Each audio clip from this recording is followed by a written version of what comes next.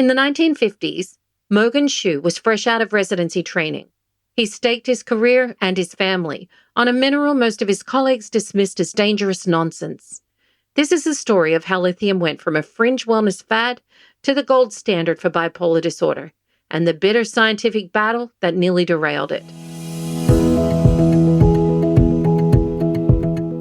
Welcome to the Carlat Psychiatry podcast, keeping psychiatry honest since 2003.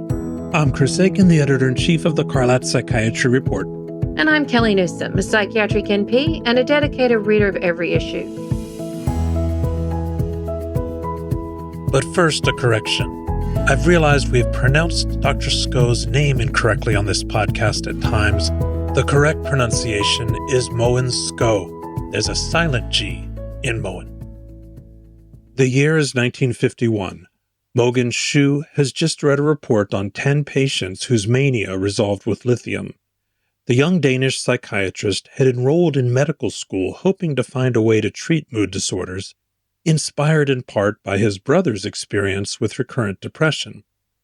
Dr. Schou's father, himself a prominent psychiatrist, had delivered pointed lectures dismissing lithium as a useless fad built on an erroneous theory. But his father's generation had not discovered anything else for mania. Antipsychotics were still a few years away. Schou figured lithium was worthy of further investigation, and he knew of a new method to test it: randomization. 3 years earlier, Austin Bradford Hill had published the first randomized controlled trial, a 1948 study of streptomycin and tuberculosis. But no one had taken randomization to psychiatry, and Schou decided to change that. Using a coin flip, he randomly allocated 38 manic patients to lithium or placebo. After 2 weeks, lithium worked, surpassing placebo on a crude 3-point scale of mania. And then Schou noticed something else in the data that still holds up as one of the most useful pearls in lithium therapy. Dr. Schou divided the patients into classic and atypical bipolars. The classic cases looked like textbook manic depression, pure manias, an episodic course, clear recovery between episodes. The atypical cases had mood incongruent delusions, catatonia, and less distinct episodes. Lithium worked in 90% of the classic cases, but only 60% of the atypical ones. This observation has become one of the most replicated findings in lithium research. About 1 in 3 patients with bipolar disorder fits this classic type, and they may be bipolar 1 or bipolar 2. But when you see it, the euphoric manias or hypomanias, followed by depression, lithium is very likely to work and keep working. These classic bipolar patients tend to have onset in their teenage years around 15 to 20. They have long periods of euthymia between episodes, and a pattern where depression tends to follow the manias or hypomanias, as if following the law of what comes up must come down. The atypical patients, they might still respond to lithium, but they're less likely to achieve a full recovery on it. These atypical cases often have an earlier onset in childhood or around puberty. They don't recover all the way between episodes, whether because of temperamental instability, continuous residual symptoms, often a mixed in nature, or because of comorbidities like anxiety, OCD, eating disorders, personality disorders, or substance use. All of those things are more common in the atypical bipolar cases. So they have a lot of mixed states and early onset, and they don't tend to recover all the way. These are the patients who tell us, "I don't know what normal is."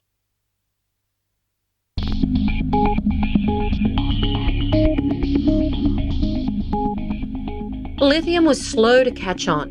By 1959, Schou had counted only 359 reports of patients on lithium in the medical literature. But that was about to change. The invention of the Coleman flame photometer in 1958 made it possible to measure lithium levels more accurately and easily. Lithium spread. The first reported use in the U.S. came out of the University of Michigan in Ann Arbor in 1960, at least the first non-bromide lithium. As he worked with it, Schou came to believe lithium was more than a symptomatic treatment. Patients who stayed on it had long recoveries. A few complained of emotional or cognitive blunting, something we still see today when the dose is too high. But lithium didn't affect emotions the way barbiturates or stimulants did. That comparison mattered because the most popular treatment for manic depression in the 1950s was a barbiturate-amphetamine combination pill branded as Dexamyl. Dextroamphetamine paired with amobarbital.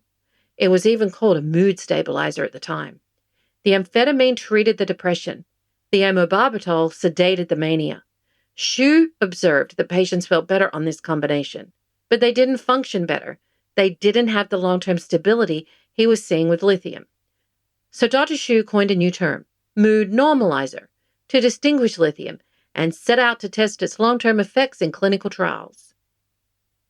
The landmark paper was a long time coming. In 1967, Schou and colleagues published the first long-term mirror image study of lithium, so called because it looked at episode rates before and after starting the drug, a mirror image. The results were striking. Lithium reduced the frequency and duration of new episodes 5 to 10-fold, and nearly 80% of patients on lithium had no relapses at all during their treatment. But to prove this conclusively, they needed a placebo control. That came in August 1970 with a double-blind comparison of a discontinuation trial published in The Lancet. At first, the editors rejected the paper, thinking that lithium had already garnered too much publicity, but they changed their mind at the urging of other psychiatrists.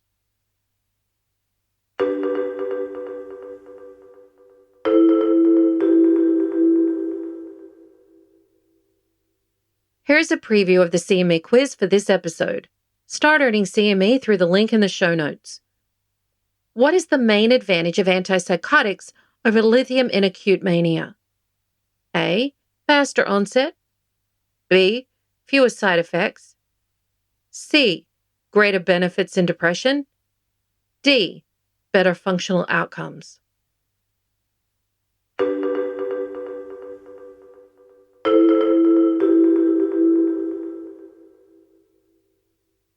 Every scientific revolution has its opponents. Leading the charge against lithium were two British psychiatrists from the Maudsley Hospital, Aubrey Lewis and Michael Shepherd, and another Brit who had migrated to the University of Cincinnati, Barry Blackwell. Lewis was the most influential British psychiatrist of his era. He favored a psychosocial view of mental illness and thought lithium was, quote, dangerous nonsense, lumping it with other therapies he disapproved of, ECT and insulin coma therapy. His younger colleagues were more open to biological treatments, but preferred intramuscular chlorpromazine for mania, arguing that mania was a rare disorder and that manic patients would refuse oral medication. Every time Schou's group published, the Maudsley gang swooped in to point out holes in the science, and after each criticism, Schou returned with a better trial.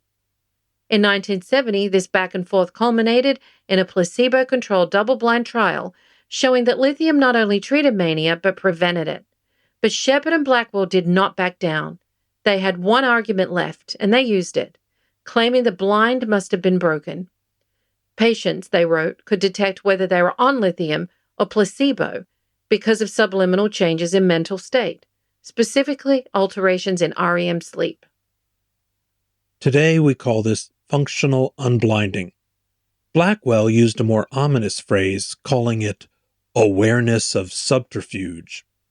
It sounds like a stretch here, arguing that lithium caused subtle improvements in sleep quality, which might have tipped off the subjects to the fact that they got the active treatment and not the placebo, and then somehow this optimism sparked enough to prevent mania. What? It may be a stretch, but Blackwell does have a point. Functional unblinding is important in psychiatric research, including with lithium. Around 60 to 70% of patients taking lithium in a supposedly double-blind trial can correctly identify their treatment.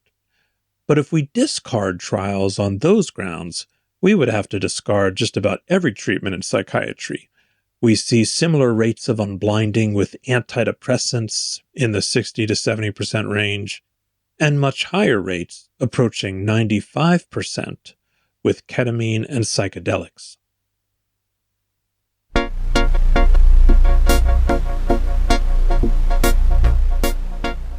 A few years after running his first lithium trial in the 1950s, Schou's brother began taking the drug and experienced full remission from his debilitating cycles of yearly depressions. That family connection fueled Schou's work, but it also became a liability. After he published the long-term mirror image trial, Schou was so convinced of lithium's preventative benefits that he initially resisted testing it against placebo. He wrote that it might be unethical to subject patients, quote, for example, my brother, to a 50% chance of receiving placebo and possibly facing a suicide. Eventually, Schou relented, but when the attacks on lithium continued, he began to suspect that this familial connection was fueling the skepticism against him. Here's what he wrote. The crucial point in the conflict with Shepard and the Maudsley group seems to have been reached when I told them how the disease course of my brother, who for 25 years had depressions every spring, changed drastically on lithium. To Shepard, this was apparently the final testimony of my folly, and more or less proved that lithium was ineffective. He did not seem to understand that my personal involvement made me extra motivated to put the efficacy of the treatment on the firmest possible ground and to study closely its side effects and risks. The acrimony went further. Shepard wrote editorials calling Mogens Schou an enthusiast, and rumors circulated within the Maudsley group that Schou himself was taking lithium for manic depression. Schou was forced to respond. I am not a manic depressive and never was in lithium treatment. But what difference would it make? Should data, arguments, and conclusions presented by an insane person be disregarded rather than judged on its own merits? The debate spilled into medical and cardiology journals. The acrimony was ugly, but the debates also drew attention to a drug that otherwise had no industry sponsor, no marketing budget, and no seat at the table. Without Shepard's contrarian stance, Schou might never have conducted the placebo-controlled trial that proved lithium's long-term merits, tipping the balance as it moved through the FDA.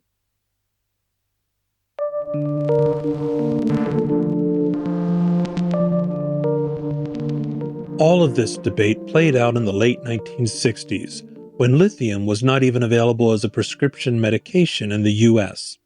That changed in 1970, when the FDA approved lithium for acute mania, followed by an approval for prevention of bipolar in 1974. This was a rare example where the agency reclassified a natural substance as a prescription medicine. I don't know of any other examples of this in psychiatry, unless we count cannabidiol, CBD, for seizures, or psilocybin, that magical mushroom that actually isn't yet approved. Back then, approvals were not as costly, and 2 pharmaceutical companies paid for the application. Both of them had patents on a controlled release formulation of lithium. By the end of the 1970s, lithium's ability to prevent new episodes in bipolar disorder was well established. Fred Goodwin captured the state of the field in a 1979 paper comparing lithium to antipsychotics in mania. Antipsychotics worked faster, he concluded, but carried more side effects, while lithium produced better long-term outcomes, both in overall functioning and in episode recurrence. Those findings hold up today.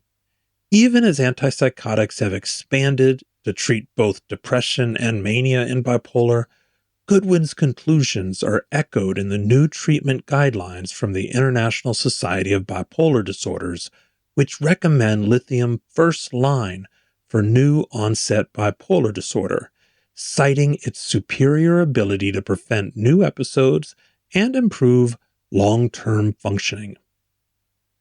Mogens Schou died in 2005 at the age of 86. He worked up to his final day. When he passed, his computer was still on. He'd been planning a large long-term trial to test whether lithium prevented new episodes in unipolar depression. Schou had a hunch that it did, as there were already 21 controlled trials showing this preventative benefit. I'm talking about 21 trials in recurrent unipolar depression, not bipolar. But Schou thought it needed a large trial to really be sure. Ironically, one of those small trials was conducted by his nemesis, Matthew Shepard, in 1984. Learn how to use lithium in unipolar depression in Dr. Aiken's new book, Difficult to Treat Depression, available in print and audio.